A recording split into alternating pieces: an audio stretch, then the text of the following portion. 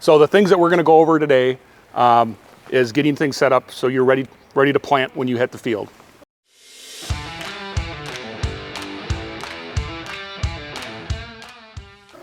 How many people here have high-speed planters? Exact-emerges? Okay, I know there's probably above average, more than half. When you're planting with a 60-foot planter at 9 miles an hour, how many acres are you covering per minute? It's a little over an acre a minute. Okay, so if you could drive in a straight line at 9 miles an hour, it's like 64 acres an hour. So would you much rather be planting, or would you much rather be putting stuff into the monitor and typing at the end of the field? Okay, so we're gonna go through what it takes to get this all set up, so when you hit the field, you can just go plant, okay? If you haven't been in Operations Center for a while, they've made a few enhancements to the website, and a lot of it is to get things more consistent, so as you go from page to page, it doesn't look different. On the top here on this menu, you got map, which where we're at right now, and they did change it, it looks a little bit different. Setup, plan, analyze, more. We're gonna spend most of our time in the setup and plan stage, because that's where we're at today. If you're like me, you go to a lot of meetings, you probably only remember one or two things at best, besides how good or bad the food was. This question mark up here, if you tap on that, there's a good help documentation. So for example, we're about ready to get a lot of phone calls from agronomists saying, how do I get prescriptions loaded in Operations Center? There's a document on how to do that. There's also a lot of YouTube videos. Yep. So there's a link to John Deere's YouTube site. They're about 2 to 3 minute videos. If you're like me, I'm a certified YouTube mechanic, and that's how I learn. So there's a lot of good stuff there. So to get started, we're gonna go through a few different areas in the website. The first one under setup is land, and then we're also gonna go into products before we set up our work plan. So this is our real account. It's not a large farm, did the big guy leave? So this is Sam Paulson's farm. It's a pretty small farm. We can't screw up a whole lot of stuff in here. This land tool, this is where we can be kind of in a self-help group. Who here's got a hot mess of field names in their account that you're aware of? Okay, congrats. Okay, you get an extra Gatorade, okay? Yeah. We run into a lot of people that have a lot of junk, and it's no fault of your own. What happens over time is, let's say you and I farm together, or let's say I farm for you, okay? Yep. Logan Smith Farms. How would you spell Logan Smith in your monitor? Logan Smith, Logan Smith. With a capital? With a capital. With a capital. So it's not my name. I don't want to take the time to hit the shift button. So I spell it with a lowercase, okay? Well, what happens in Operations Center, now you got 2 field names, or 2 farm names, okay? So we're gonna go through how to clean that up. If you got a mess, don't worry. We, on our support center, which we'll talk about later, had a phone call from a guy last week. He really has 40 fields. Operations Center had 300 fields plus, okay? So that can be a challenge. You have CD maps under one field name, and you got harvest maps under another field name, and spraying maps under another. So we'll go through how to clean this up. And if you're overwhelmed and you want help, we'll talk about at the end how we can help you do this. So here's your field list. On the left here, we have fields that have little boundary icons. And if you find a field down here, see these ones? This one here has a little polygon with a slash. That means there's no boundary. How many people are not using boundaries today? Why don't you use boundaries?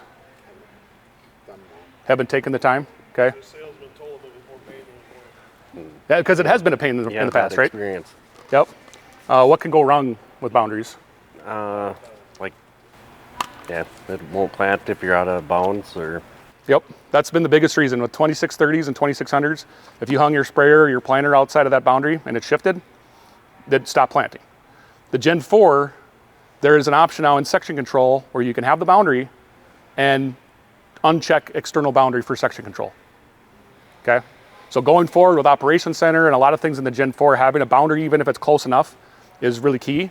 When we get to things like turn automation, auto path, boundary fill, then that's when we want really accurate boundaries that we're driving with a gator, okay? Part of the challenge has been too with boundaries, they shift. So if running RTK, theoretically, that's not supposed to happen. How many people have RTK here? Okay. With RTK, that's not supposed to happen, but we've had issues. Rural, this is a true story. Rural wireless guys, that they beam internet off of grain legs and water towers. We had a customer call and complain that their guidance line had shifted 10 inches to the right. And we're like, well, come to do some digging after a lot of pain and suffering, realized that a guy was up on top of the water tower installing some internet stuff, and he unscrewed our base station and he moved it over 10 inches to make room for his stuff. Okay, so that unchecked section control thing, that's a huge deal. Okay, so if you don't have boundaries, you can't see this, and it makes it a little bit more harder to challenge, or harder to manage. In this list, let's say I have 2 fields that are exactly the same field but named differently. I can check the boxes next to these 2 fields. So it's selected them both. And I can hit merge up here. And it's pretty straightforward. It says, here's the 2 fields that I'm going to merge. And then you hit the drop-down menu and tell it which one do you want to keep. Okay, and going forward, it's going to combine all the agronomic data and everything all in one. Okay, so that's one step of cleaning up the fields. If you screw up, can you unmerge it? Yes, good call. So if I screw up, can I unmerge it? Yes. You can, once you select that field again after it's merged, there's an unmerge button that pops up. Okay. Similarly, if there's a field that's garbage, I'm going to switch to this table view here. So this table view does a good job of laying out your data. So it says, one, if you have a boundary, it'll tell you your acres. If you have boundaries or not. Do you have any guidance lines? Flags, this account doesn't have any flags. And then this is pretty key too. When's the last time that I actually did any work in that field? I can click this last work here and it'll sort it. So you can see these 2 fields, there's 0 work. Or you can easily find you did some custom work for a neighbor 5 years ago and you don't want that field anymore. I can go right here, check the box, and you can do more than one at a time if you want, and then click archive. And then it goes off your list. Same thing, if something happened and you hit the button by mistake, you can hit view archived, and now there's all your fields that you've archived. You can check the box and then you can either delete it for real, so it's no longer there, or you can make it available. If I need to add a field, this little yellow button on the upper right hand corner, that's pretty consistent across all of Operations Center. That yellow button is the add button. I click add. Now I can add a field, flag, boundary, or guidance line. So you can create guidance lines in here. I just will warn you, if you do manually draw them in here, they're not going to be probably perfect for just lining up with a planter unless you have a boundary already driven. But if you want to set an angle for the tillage tool or the combine, cutting beans, you can do that in here. I'm going to click boundary. So for those of you not using boundaries today, if you have yield data or seeding data in the system, you can draw it new like Picasso. I don't really recommend that. It's kind of a pain in the butt. But if you have a previous operation, I'm going to select the field, hit next, and now it lists all of the previous operations. When I click seeding, it's going to give me a preview of what that boundary is going to look like. So this is good enough for some of the things we're doing in Operations Center and some of the work planning things that we're going to show in a little bit. So if you have a boundary, what's cool in Operations Center Mobile now on Gen 4, as you're actually planting, every 30 to 60 seconds, it'll upload your totals. This is how many bushels you harvested. This is how many seeds you planted. This is how many acres you covered. And it'll give you an estimated time to finish. So if you got a guy chasing people with a tender or a fuel truck, they can, on Operations Center Mobile, monitor that activity. But only if you have a boundary. Only if you have a boundary. Yep, if you don't have a boundary, it doesn't know. It doesn't know what is in that area. So like this one, I could pick this other seeding map. This is where it gives you a preview. Well, if something happened that year, they didn't plant the middle of that field. Or if you did a harvest one, there was potholes on the edge of the field. So you can go through and find the one that's best. And if it's not perfect, there's a place in the boundary editor where you can tweak it. The other advantage of having boundaries in the Operations Center mobile app, if you got hired help that don't know the field, the field locations, and you got to give them the best directions, take a left at the old 8 Olson place, and take a right at the elk tree or elm tree or whatever. If you have boundaries, they can easily find them in the mobile app and get turn-by-turn directions to the field. That's another benefit of having boundaries. So for example, that guy that I talked about that had like 200 more fields than he actually had in real life, one suggestion we have is you can check the box next to this. It selects everything. And then up in this upper right-hand corner, there's an export button. There's a PDF. If you got any spreadsheet geeks here like me, you could do that. I'm going to do PDF and hit download report. If you have more than 200 fields, you got to do 200 fields at a time for this report, though, just to warn you. It downloads this report, which the first page, since we've been messing with it, it's a little blown up. It would have all of your field boundaries in the first page, and some guys have taken this to like Kinko's and blown it up on a laser printer. But then each subsequent page is a field. So it has my boundary. You can see here, I created a guidance line when I had this field selected up here. So that was a mistake. I probably want to clean that up. It lists all the boundaries, all your guidance lines tied to those fields with the lat and longs and the headings. This one doesn't have any guidance lines. So here's another one. Okay. So for guys that have really hot messes, you can print this off. One is basically, I know we're supposed to be a paperless society now, but you can print them all off and then you can lay them out and say, hey, these 3 I need to merge. These I need to archive. Okay, I'm missing these. And it makes it a lot more manageable to go through and you cross off, hey, what do I need to get rid of? And we've been working with customers that are working with us to help clean them up, and they've scanned them in and sent them to us so we can manage it for them. Okay. Any questions on the land before I get going forward? Is the flag, is that just for like a different variety? Or what is a flag? So flags are where you can mark certain areas inside the field. So there's point flags, area flags, and line flags. So point flag, you could have a guy, hey, if there's a rock, you can mark a rock. And then with the mobile app, with point flags, you can run back out there with the tractor and find it. On the mobile app, you can actually take pictures and notes as well. Line flags, some people document their tile with line flags. Tile inlets with point flags. Area flags are like weedy patches. Yep. So that's with point flags will show up on the mobile app, which is kind of cool. A lot of guys use it for tile inlets.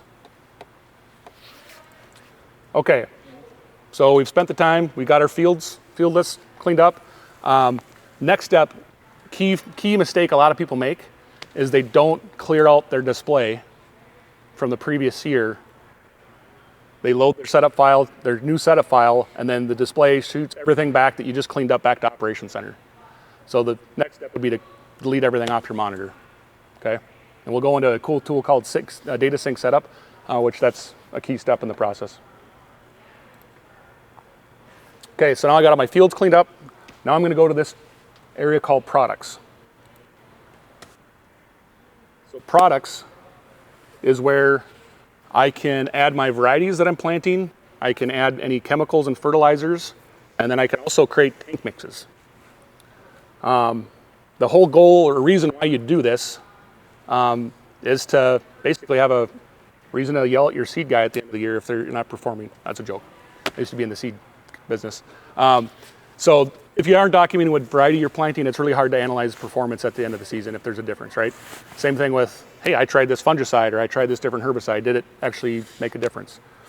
Also for accounting purposes, there's tools that can tie into Operations Center, and you could use it for analyzing your budgets and splitting up expenses between business partners. Had a customer at one of our other clinics where he did a good job. He added all his chemicals, created a tank mix. So typically what we'll see with a tank mix documented in Ops Center, it's like soybean pre-2022, 15 gallons an acre. I have no idea what's in it. This guy, he went and he added all his chemicals, created a tank mix of this many ounces of this many pounds of that, and then this many gallons of water or nitrogen as carrier.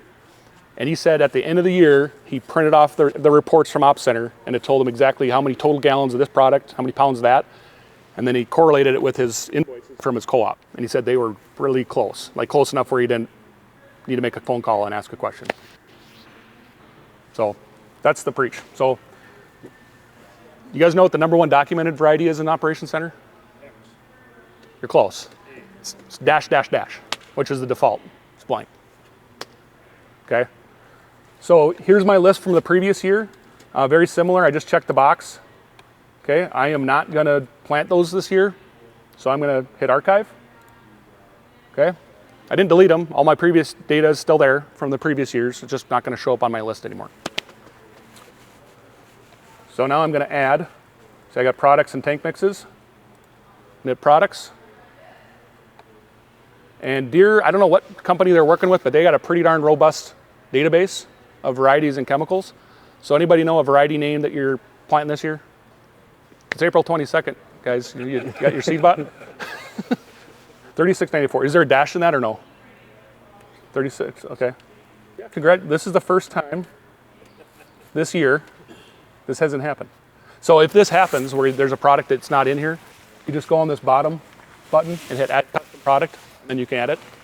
I'm going to do one that I know is out there. So Pioneer 0507. Okay, see it brought it up. If it's got a dot, that means it's already on your list. So you don't need to add it. The cool thing, certain hybrids, they make different versions, like a conventional, same hybrid, but conventional, a Roundup, a double, a triple. So you can see the two different versions here. So if you can keep track of them, if you're planting both of them, you just check the box next to that. Boom, it's going to add it to your list. If I want to add a chemical, so let's say enlist. Oh, and I need to take my filter off. So now it's got all the chemicals there. The cool thing about, and I've already got these two added, it does also keep track of the registration number, the EPA registration number, if you're doing any custom work.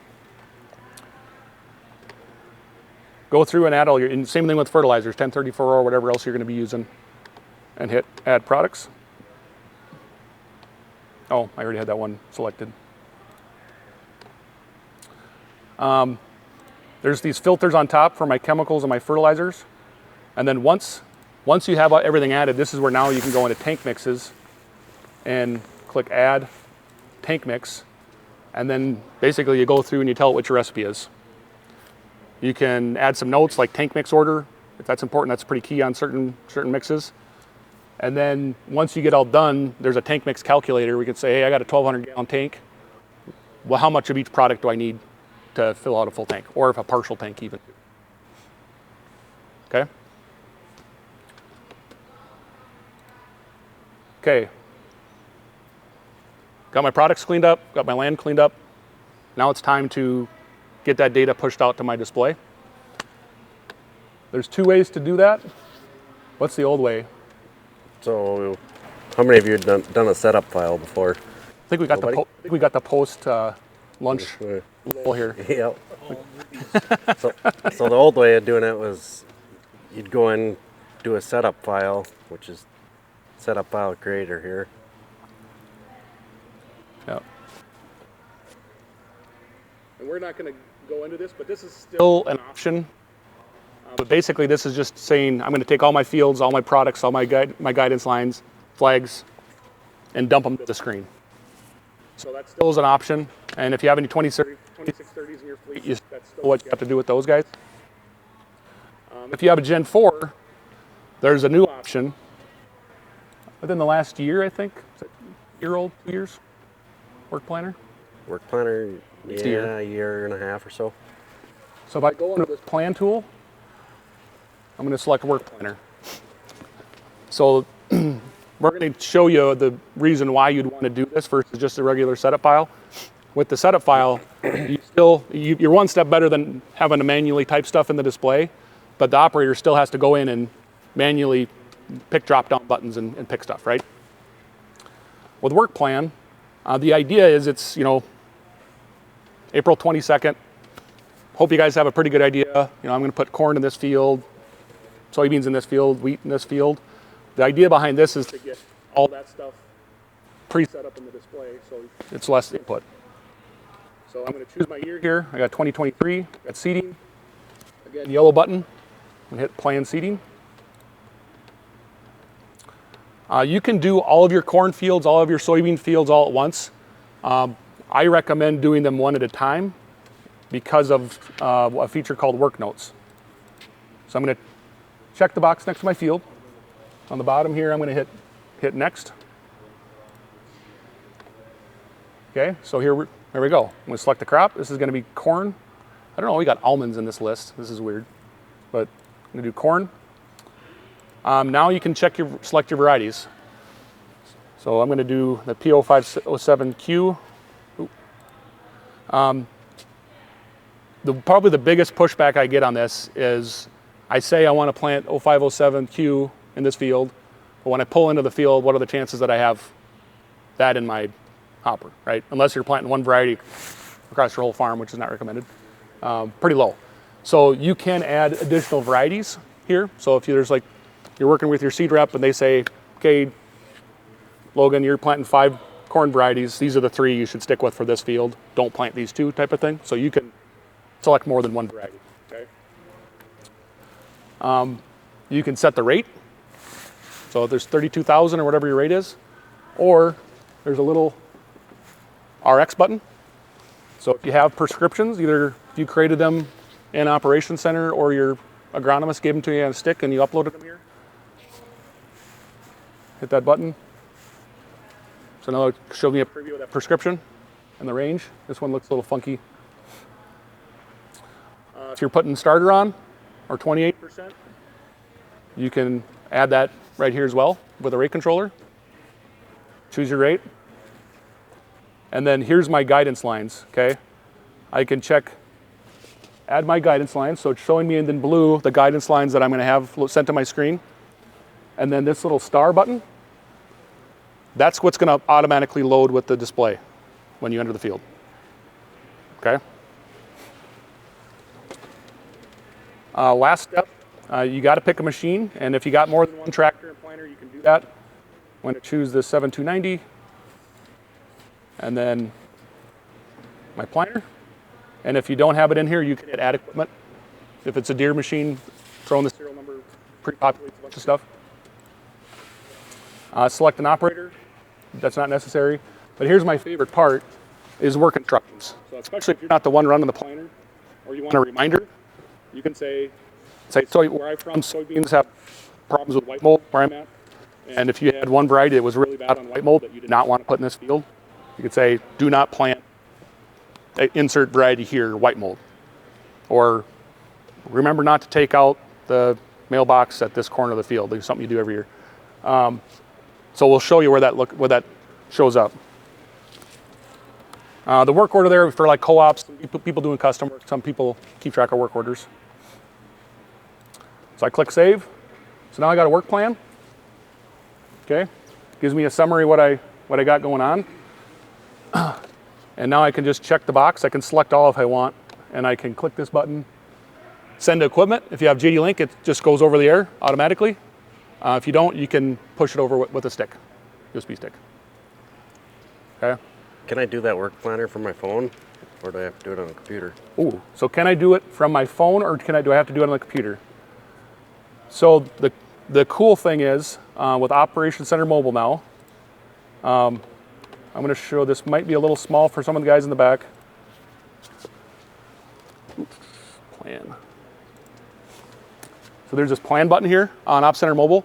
So as long as you have all the fields, guidance lines, products already loaded, I can go in and create a new plan right on the phone. So I don't want to jinx this, but God forbid you got to start swapping out varieties or switching crop plans. You can do that right from the phone as long as everything's already added into Op Center on the website, like the products and everything. It's the same experience. You can see the preview of the display.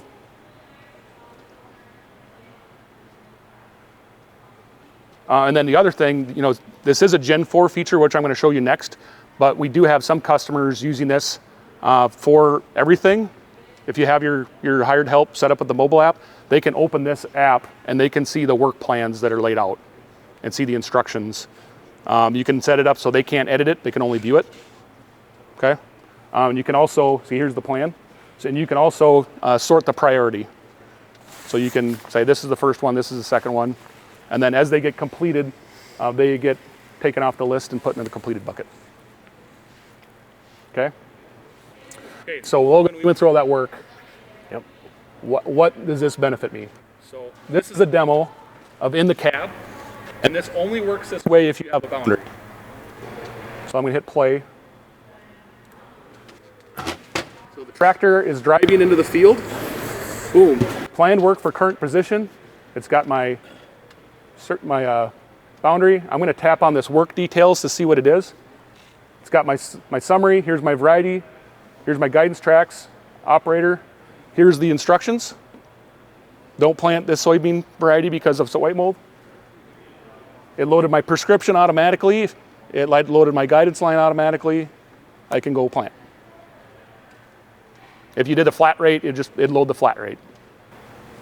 Can I make changes in the work plan after I load it in? So question is, can I make changes? So the whole scenario, I was planting that variety, but that didn't really happen. The operator can still go into setup, change the variety, and make it what it actually is.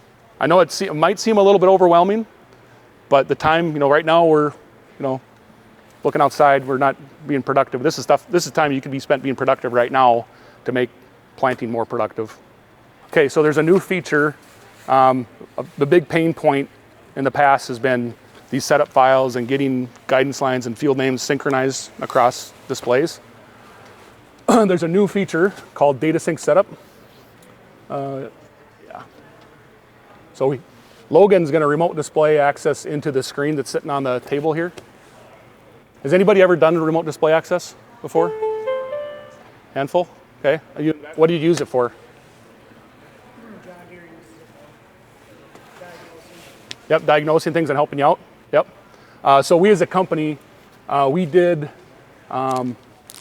3,000 remote display access sessions, just our employees this last year. I was up 1,000 for the previous year. So this is a tool that we use all the time. You guys can do it too in the mobile app. If you have an employee that needs help, you can do it also. Go to the field list. So on the left side, so here's the field list that we have for this display. I'm gonna go back to setup and land. This is a tool called Data Sync Setup. It's optional. You have to configure it. It's Gen 4 only. The idea is like Dropbox, where if you have 3 computers with Dropbox set up and you drop a file in that folder, it synchronizes them across all of them. That's the same thing here. You can choose which Gen 4 displays to enroll and not enroll. But the idea is if you make a change in Operations Center, it's going to synchronize across all of your displays that you have enrolled.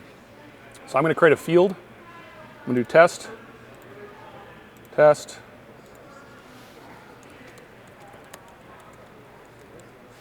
Okay. Working's day 1 p.m. I'm going to click save. And this is very dangerous to do live demos. Usually they fail. We're going to look on the left here and see if this shows up.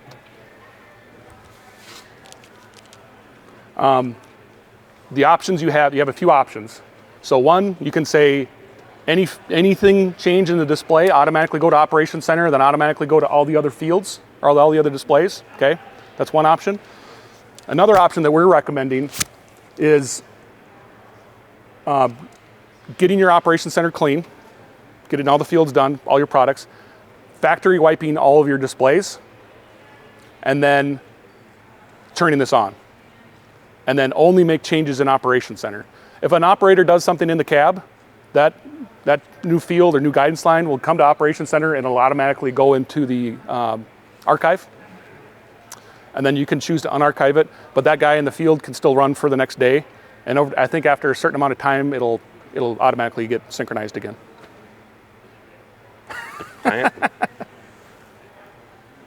Go to the test client.